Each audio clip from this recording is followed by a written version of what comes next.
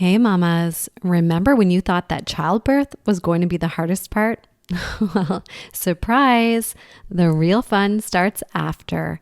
From those leaky boobs to your sore lady bits, Nurtured has your back and your front, and well, all of you. With brands like Freedom Mom, Anointment, Earth Mama, and many more, you can find a number of postpartum kits and products at Nurtured. And trust me, they will be your best friend, minus the unsolicited advice. Perineal ice packs? Check. Witch hazel wipes? You betcha. C-section belly bands? Oh yeah. And my personal favorite when I was pregnant and postpartum was the New Mama Herbal Perineal Spray by Earth Mama. It was so good. Nurtured has the goods to keep you from losing yours. Visit nurtured.ca to order your own must-have products today, or visit their store in the North End of Halifax for your postpartum and pregnancy needs. Listen up, ladies, because this episode is brought to you by Ducks Crossing. If you are looking for the perfect wine for relaxing at home or having a bath, watching a movie, putting your feet up because we know you've had a long day, or if you're being social and hosting a dinner party, Ducks Crossing has you covered. And the good news is you don't have to break the bank for exceptional taste and quality. Ducks Crossing wines are crafted by Devonian Coast Wineries, and they are available in 750 milliliter bottles. And of course, they're eco-friendly 4-liter boxes. The lineup includes Cabernet Sauvignon, Malbec, Pinot Grigio, and my personal favorite, their Sauvignon Blanc. Ducks Crossing also loves to support local initiatives and environmental causes. A portion of every case that they sell supports the local nature trust, which I love so much. I am so happy that they are sponsoring this episode, and I am a big supporter of what they stand for. Visit devoniancoast.ca or pick up a bottle or case at your local NSLC today. Welcome to the Mom Existence Podcast. I'm Ashley, and welcome back. I love this. I love this day so much. Today I'm actually this is exciting. I am doing my first solo podcast with just me, yours truly. Oh my God. I'm seeing in my video the elastic on my wrist, and for some reason I feel like I'll just die with this on, or I'll ruin like someone's amazing wedding photo, something. It's always on and it's black on my wrist. And like, okay, I just threw it. Now I've dropped it. But I get annoyed sometimes when I see it in photos or videos, like, girl, take that shit off. It's ugly, but it's habitual. I don't know. I can't explain it. I'm sure you've all been there, or I'm finding them in every pocket of my jeans or in the washing machine dryer. They're just like floating in my life. But like, what's the solution? I don't know. You need it, especially with moms. You got to be ready. Boom. Tie that hair up. Whip it out at any time. That is how we roll. Okay, so the format I'm going to be kind of doing for my solos is fluid. You know, it could change. I can do what I want. This is my podcast. I'll do what I want, when I want, how I want. But I kind of want to do some like hot takes, or my take, I'm going to call it, on certain things that have to do with women or things I'm interested in, pregnancy, mom life, shit, etc. Giving those updates on my take, I'm going to call them Ashley's take, my take on topics. And we're going to start with that. So my take this week, I've got a few. I've got a list. I save things on Instagram or make little voice notes and things because, you know, I see a lot of shit and I need to focus and go back to them. So I recently saw on Instagram, I shared it in my stories, that Lindsay Hubbard from Summer House, you may know her from Summer House. She was a PR person, and now I think this was like part of the plot, or it was the storyline of how she then became basically a full-time influencer. So let's go with that. And a reality show star. I don't know. I love Summer House. I love all Bravo shows. I love all reality, mostly. I would say 99%, but if it's on Bravo, except Below Deck. That is the only one I haven't gotten into. There is only so many hours and so much time to kind of manage this schedule. And especially when you become a mom, you know that you don't get those rot binge watch days in bed or on the couch. So the ones you watch, you got to focus. So Summer House, if you haven't seen it, go back to the beginning and like, what are you doing with your life? And just start fresh like a fool. I don't know. But she posted beautiful, beautiful. I thought she looks fabulous. She's in great shape. She's pregnant. I think she posted she was 8 months pregnant. So let me paint a picture for you if you don't know what I'm talking about. On her feed, it was her naked, which whatever, like a lot of people do naked pregnancy shoots, sometimes by themselves with their partner, whatever.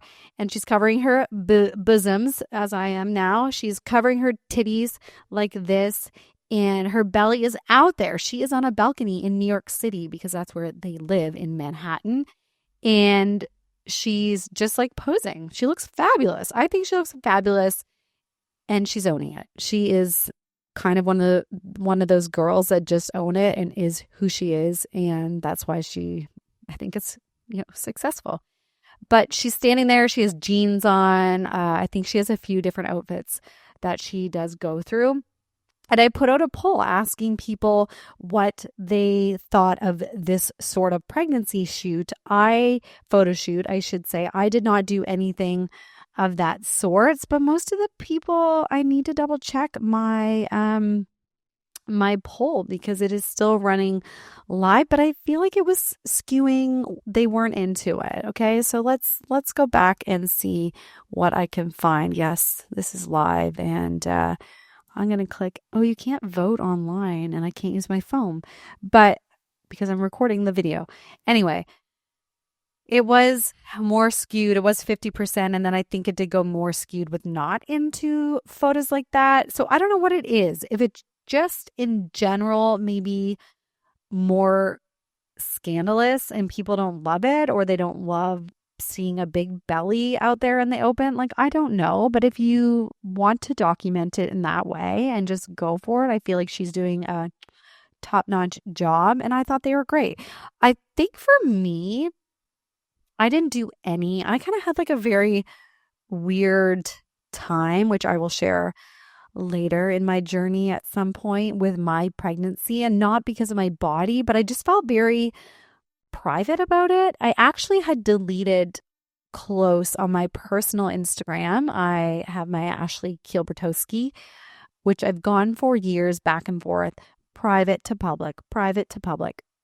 When I got pregnant, I went back to private because I was just worried about, I don't know, I just felt like it. And I went through one day, or over the course of a few days, which was like nauseating, going through your list because you're just staring at your phone and you're scrolling and scrolling. But I deleted close to 800 people that followed me on my personal Instagram. 800. Now that I look at that and I've opened up my profile, which who knows, I may go through and axe people again and scale back and go private. I don't know. We'll see.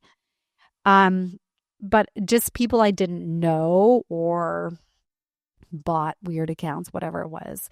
800. And do you know how hard it is to get 800 followers, whether you're a personal account, a business, whatever, influencer? It's a lot. So whatever. And then I went private, and I did share a few things along the way. I remember someone or multiple people not even knowing I was pregnant.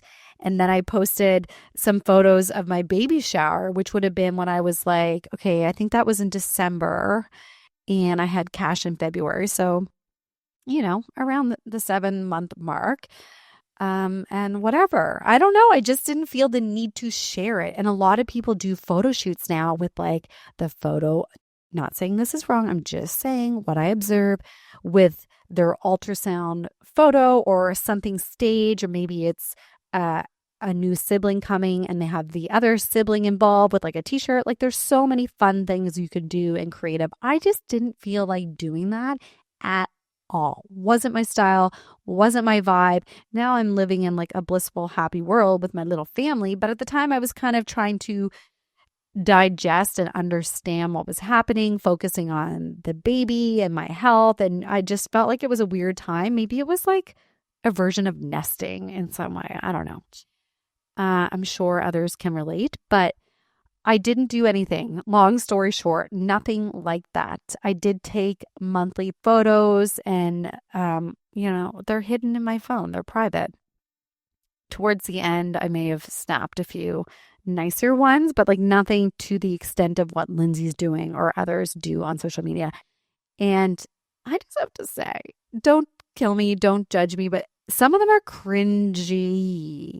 I don't love, and Jeff would know this, I don't love to do this shit, is like him go behind me and like pose and put his hand on my belly, maybe with like his shirt on with my belly sticking out, like those stage photos. Okay, just like not happening. Just not going to happen. I mean, I could have 2 more pregnancies, 1, 0, whatever, and I could lose my mind and do some weird shit. I don't know. We will see, but like just not my vibe. So I just want to say, Lindsay, you look great. Would love to have you on the podcast, if anyone is talking to her. Haha. And another reality star, Kristen Doute. So Kristen was on Vanderpump Rules. If you haven't watched that, also, like, we can't be friends anymore.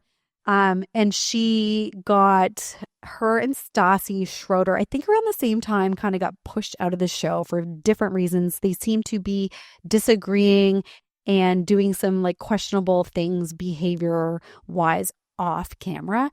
So they were cut, gone. See you later. But like, no, we'll see you again, because now Stassi is part of a new show and is doing her thing. She's got a very, very successful podcast, a book. She's a mom of 2. She's fabulous. And Christy Doute, who was one of her besties on there, now is on a show called The Valley. So The Valley was launched, I think it would just be going into its 2nd season, which is kind of like a bit of the Vanderpump Rules, like exiles, kind of like people that have gone or left the show and they've moved out of West Hollywood and kind of that lifestyle. They were drinking, partying, a lot of really toxic behavior and like sleeping around, all this shit. If you know, you know. There was a big scandal a few years ago with Ariana Madix and Tom Sandoval, and their other co-star who was Raquel or Rachel. So there's that show really blew up over that whole scandal. And now a lot of those people who have been kicked off or left the show, or their time and storyline just expired because they were not in that scene anymore, moved out of LA, like I said, out of West Hollywood, and now are in the Valley, which is more like a suburb vibe, I guess, and started families or are in the process of starting families. So it's kind of interesting when I watched it. I mean, the cast was like, it was okay.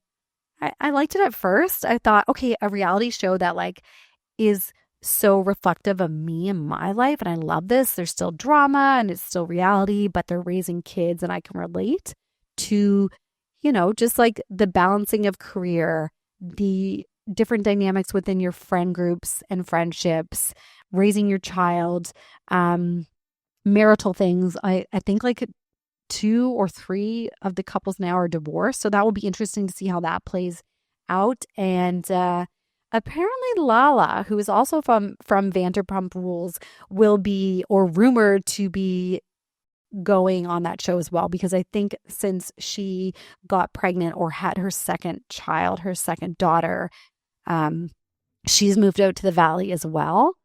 And anyways, so Kristen just announced she is pregnant. I just saw that. It was just announced today through an article with People. And she looks great again, like lovely, lovely photos, mama. And it's interesting because she always was kind of in the mix of the drama and with the guys and the girls and different groups. She seems to be happy in the last season of The Valley with her new man. I cannot think of his name. It's just like gone. But everyone's still giving them a hard time and like not believing the relationship and not understanding that like she believes this is her person, blah, blah, blah. And I was really happy to see that she was pregnant. Like, get off, I'm not the biggest Kristen fan. She's okay. But like, get off her and just like let her be happy. I always think that friends can sometimes be helpful and they can point things out or bring concerns up in terms of someone that they may be dating that you don't love. But like, have your peace, kind of move back. We're adults now. Like, she's in her late 30s, like I am, and just let people be happy. And if shit doesn't work out, you kind of got that off your chest, spoke your truth, and like, they're adults. We all have to live and learn on our own. And I'm happy when you bring a human into the world. It does change your relationship most of the time, hopefully for the better. Obviously, it's just harder in so many ways. That is a whole other podcast. But happy to see that she is pregnant and moving forward in her life. And I hope that this plays out. I know it will on the Valley. And, probably good timing for her and continuing on this show. I also want to talk about Teddi Mellencamp. We are on a Bravo tangent. If you don't like it, don't listen because we are going there today. Teddi Mellencamp, John Cougar Mellencamp's daughter, who was on The Real Housewives of Beverly Hills and started Two Teas in a Pod with Tamara Judge. They are both, Tamara was on pause, as they say in the Bravo world, but now she's back. She is on the OC. But she recently posted about moving on. She is divorced. They have 3 little kids. And apparently, allegedly, she was cheating on her husband, Edwin, with their horse trainer. Whether that's our business or not, like, I don't know. But I think she's kind of being open about being honest and moving on. We only get a sneak peek, which is crazy. I wish I could live with them because I want to know all the things and help them. I'm just like, oh, you need a hug. This is tough, especially when you are in the spotlight. But Dorit Kemsley, I think it's Kemsley, also Real Housewives of Beverly Hills, recently announced after years of speculation, I think, and kind of like jabs from people and coworkers on the show, that her and her husband have called it quits and they are divorcing also a small daughter and son. And it just really got me thinking because I could have seen a million shows like this, a million videos. I've had friends, close friends, family members who have got divorces. And now that I have a child, I just cannot imagine how hard it would be. And to think that you want to do everything to keep your child happy and not disrupt them, especially when they're little. And you also need to honor your own peace and be at peace with your life and happy. And a lot of people don't. They suffer until their children are out of the house or maybe just suffer forever in a not functioning or a non-functioning, loving relationship because of their children. And I totally get it. I get it more than ever. And I also get how they are choosing their happiness over everything and hopefully the happiness of their children over everything, because that is a hard pill to swallow. I just can't even imagine at a young age having to go through that. And the strength and resilience of moms, especially, and parents in general, that they have to go through and start over in a sense, just from a household perspective, financial perspective, the scheduling aspect, that extra mental load that you have to take on as a parent. We're already doing, especially moms, okay, that we are already doing so much. And the fact that you throw this curveball in and have to manage life now in a brand new way is just shocking and would be so hard. So my heart really goes out for them. And the Real Housewives of Beverly Hills season just started. I think it's on episode two now. I had a little accent there.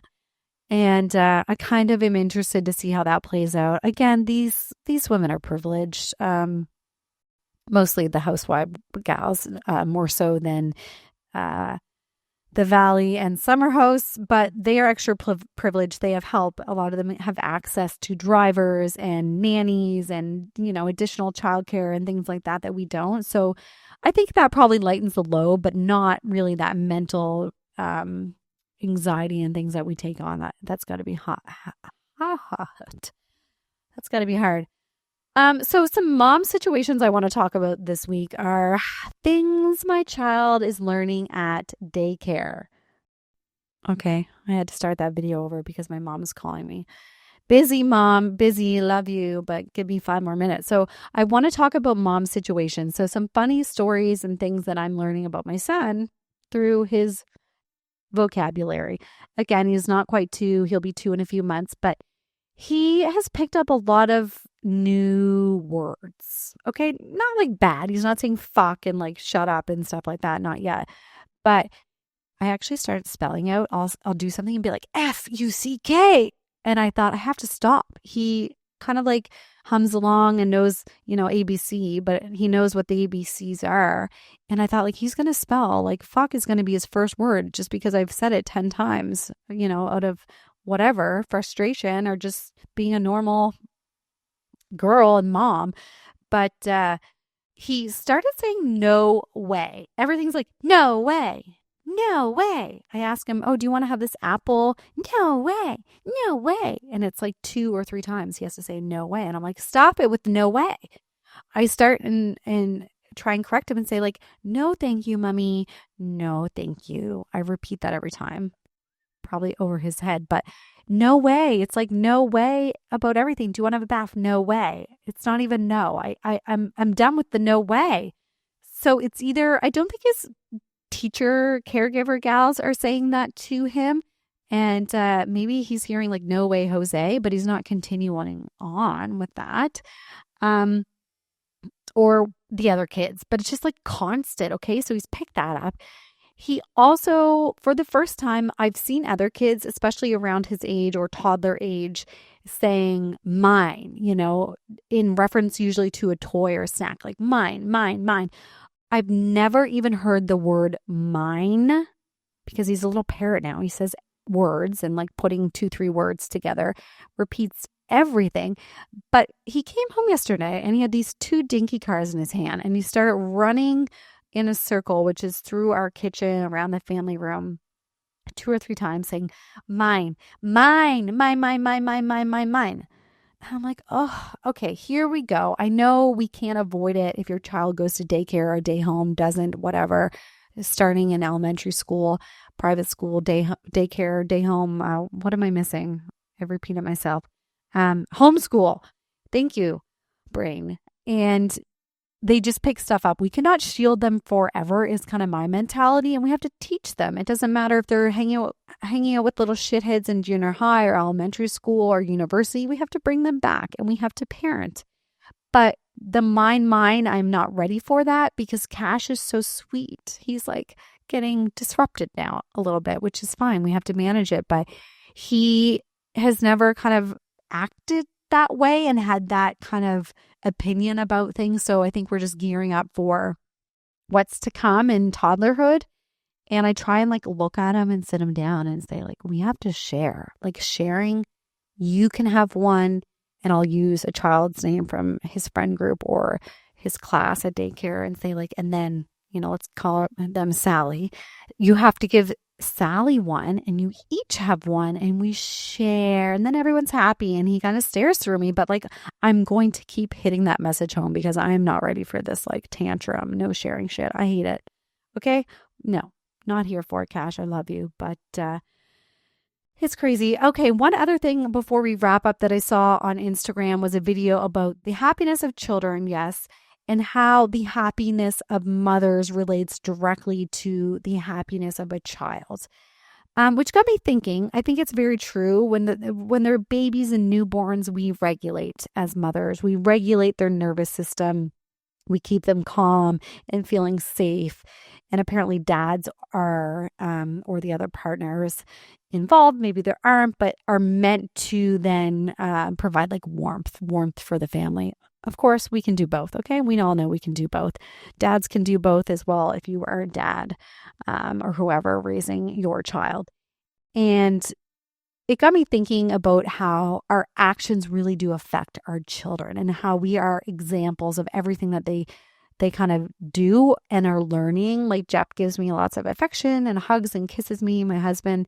And then like Cash smiles. I know there's something going on up there in his brain. So I like am intentional to show extra love towards Dada. And I think that it is hard to kind of wear that and act happy as a perfect mom around our children. And a friend of mine, Verena Riz, if you're not following her, give her a follow. Love to get her on soon to talk about this, how we need to start to explain things when we're sad or in difficult situations, or even if I'm having like, I don't want to say an argument, but if I'm like, no, Jeff, blah, blah, blah, blah, blah, and like, why'd you do this? And kind of changing my tone, or he sees a different action than he's used to seeing, to say like, mom and dad are just having a conversation, honey, about like something. You're okay. I know that sounds crazy, but I say that to him because I don't want to think. And apparently this is a piece Verena talks about, that sometimes they can think if you're sad or crying or something's happened and they can feel that and may think that they've done something wrong. And it's really important to start labeling emotions, whether they're sad, angry, happy, frustrated. You can just say like, I see you're feeling frustrated now. Like, that's okay. Like, do you need help or do you want to try again? Or mommy's just feeling a little sad because of, what's going on in the world, or a family member's sick, or I just hurt myself. I don't know. But I think that they really do feel and take on a lot of what we are feeling. It is a lot to think mommy has to be happy all the time. And parents, you hear about moms going and closing their closet door or taking a moment in the bathroom to cry. I haven't really been there. I've had moments for sure when he was a lot younger, like holding him postpartum, early days, crying and sobbing. And I'm sure he could feel that in some type of capacity, but not the same way, obviously, as he would now. But this is kind of something we need to talk about a little further with someone, because it is something that we have to navigate and be really open and honest with our children. And it goes back to this whole concept of gentle parenting and kind of like how our parents were raised and they raised us. And now we are a new generation.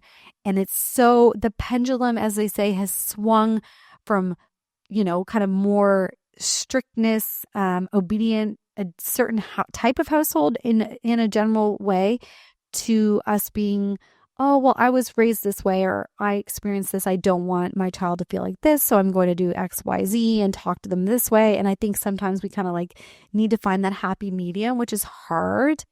And there are so many scripts and content and social media, all this stuff that's inundating us. And it's like, what do we actually do? How do we make this easier, but still raise a very independent, healthy, emotionally available child? For me, my son, I don't want any toxic masculinity. Hell no. So it's kind of an interesting conversation of how do we do things, but not go extreme one way or kind of go in reverse to how things used to be. Why do we kind of like feel, I don't know, it's confusing, and I think we all know what to do for ourselves, but it's hard. And I think this is another, I gotta reel, I don't know, what is it? I gotta wind this baby up and close it out. So thank you so much for listening to my first solo podcast. If you like this episode, share with a friend, like, subscribe, comment. Add me on Instagram at The Mom Existence. We're also on YouTube. Go over there and subscribe and watch some videos. You can see me almost in real life. Thank you guys so much for listening. I hope you have a fabulous day.